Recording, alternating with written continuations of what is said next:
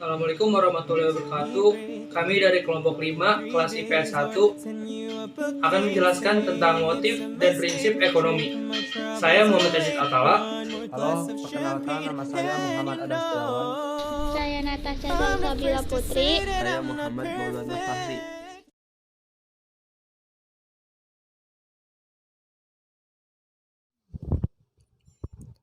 Halo, jadi yang pertama akan kita bahas yaitu motif ekonomi. Jadi apa sih motif ekonomi itu? Motif ekonomi adalah dorongan atau alasan yang menyebabkan manusia melakukan tindakan ekonomi. Motif manusia untuk memenuhi kebutuhannya dapat berupa motif intrinsik, adalah keinginan memperoleh barang atau jasa karena didorong oleh kesadarannya sendiri. Dan motif ekstrinsik adalah keinginan memperoleh barang dan jasa karena adanya pengaruh dari pihak luar.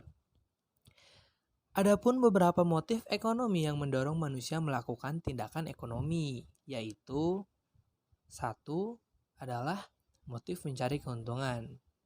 Yaitu motif ini sebagai suatu dorongan yang timbul dengan tujuan mendapatkan tambahan manfaat, baik berupa uang maupun barang. Dengan mendapatkan keuntungan diharapkan, kekayaan seseorang kemudian akan bertambah dan ia dapat mempertahankan kelangsungan hidupnya secara lebih baik. Yang kedua, motif untuk mendapatkan kekuasaan ekonomi. Keinginan manusia yang sudah makmur tetapi masih melakukan tindakan ekonomi karena terdorong untuk memperoleh kekuasaan di berbagai kegiatan usaha dalam perekonomian. Yang ketiga yaitu motif untuk memperoleh penghargaan. Motif seseorang untuk mendapatkan penghargaan dari orang lain. Contoh, pengakuan dari konsumen bahwa produknya diterima dengan baik, dan lain-lain sebagainya. Yang keempat yaitu motif ingin berbuat sosial. Segala sesuatu yang mendorong manusia melakukan tindakan ekonomi karena ingin menolong sesama. Contohnya yaitu membantu korban banjir, santunan kepada anak yatim dan piatu, dan lain-lain.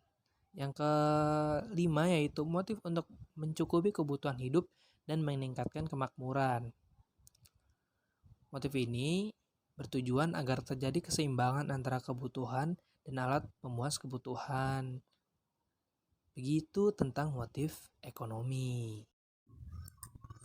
Prinsip ekonomi.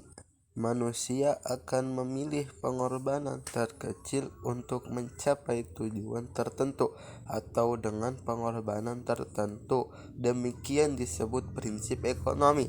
Jadi, prinsip ekonomi adalah pertimbangan yang disertai dengan pengorbanan tertentu untuk mencapai hasil yang maksimal.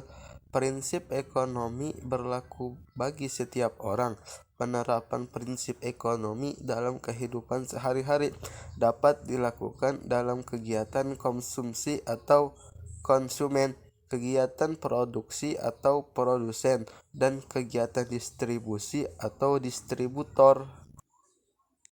Setiap orang yang menerapkan prinsip ekonomi dalam pemenuhan kebutuhannya memiliki ciri-ciri sebagai berikut. 1.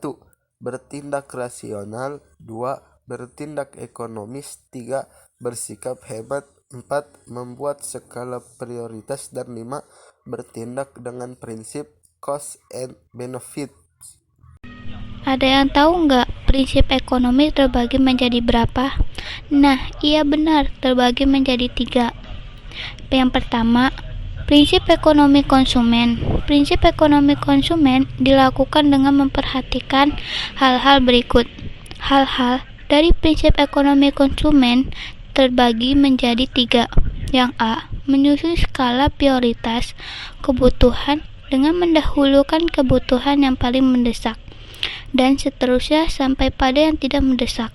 Yang B, memperhatikan kemampuan daya belinya. Yang C, memperhatikan perbandingan manfaat dan nilai yang akan diperoleh dengan biaya yang dikeluarkan.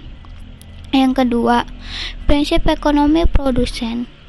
Prinsip ekonomi produsen dilakukan dengan memperhatikan hal-hal berikut. Hal-hal dari prinsip ekonomi produsen terbagi menjadi 6. Yang A. Menggunakan bahan mentah berkualitas tinggi dengan harga yang murah. Yang B. Membuat analisis kebutuhan pasar agar barang yang diproduksi dapat laku terjual. Yang C. Menyediakan barang atau jasa yang sesuai keinginan atau selera pemakai. Yang D. Menghasilkan barang atau jasa yang bermutu dengan harga yang bersaing. Yang E. Menentukan lokasi pabrik yang dekat bahan baku.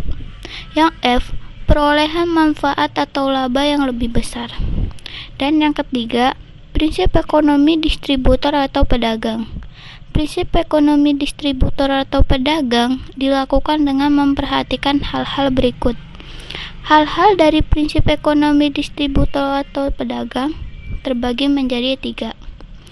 Yang A. Barang yang akan dijual disesuaikan dengan selera dan kebutuhan masyarakat dengan harga bersaing dan bermutu. Yang B. Menyesuaikan alat angkut dengan karakteristik barang. Yang C.